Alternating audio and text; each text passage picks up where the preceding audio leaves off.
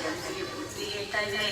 ಈ ಮೂರ್ಖಗಳು ನಾವು ಯಾವಾಗಲೂ ಒಳ್ಳೆ ಮಾತುಗಳನ್ನೇ ಆಡ್ತಿರ್ಬೇಕು. ನಾವು ಆಡೋ ಮಾತು ಹೇಗಿರ್ಬೇಕು ಗೊತ್ತಾ? ಇದಕ್ಕೆ ಸಂಬಂಧಪಟ್ಟ ಹಾಗೆ ಒಂದು ವಚನ ಇದೆ. ಆ ವಚನ ಕೇಳೋಣವಾ?